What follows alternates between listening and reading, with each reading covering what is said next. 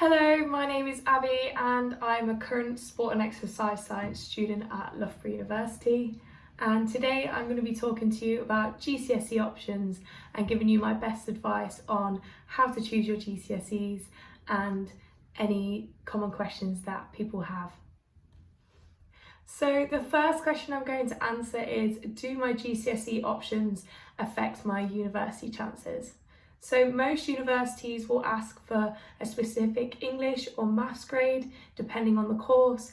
However, they generally don't tend to look at the different subjects you took, but they will look at your grades and how you did across your GCSEs. So secondly, most people want to know, are my A-level options affected by my GCSE choices? So this depends on different subjects as well as your school itself. So some subjects require you to get a specific GCSE grade to be able to take that subject to A-level. However, there are different A-level subjects that you can take without having took the GCSE option. So for example, that could be like economics or religious studies. When you're choosing your GCSEs, it can be hard because you can be influenced by your friends, your family, and your teachers' opinions.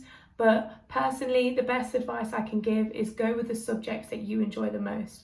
So when I was choosing my GCSEs, I looked at my favourite subjects and I looked at how they were examined, so whether it was coursework or whether it was an exam, and I looked at what I thought I would enjoy the most. So my GCSE options were dance, citizenship, food technology, French, and then history. However, at my school we had a changeover period where you could try the subject for 2 weeks, and if you didn't like it, you were able to swap if the timetabling allowed you to do so.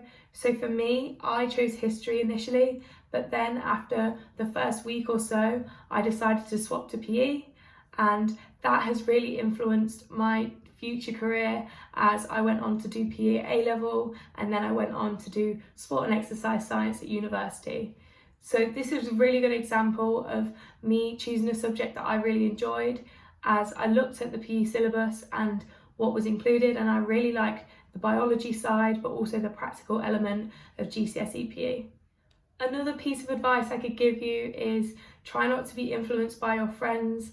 At school, it can be easy to choose things because your friends are choosing them. However, at the end of the day, you'll be the one doing the exam, and it's your GCSE grade at the end of the 2 years.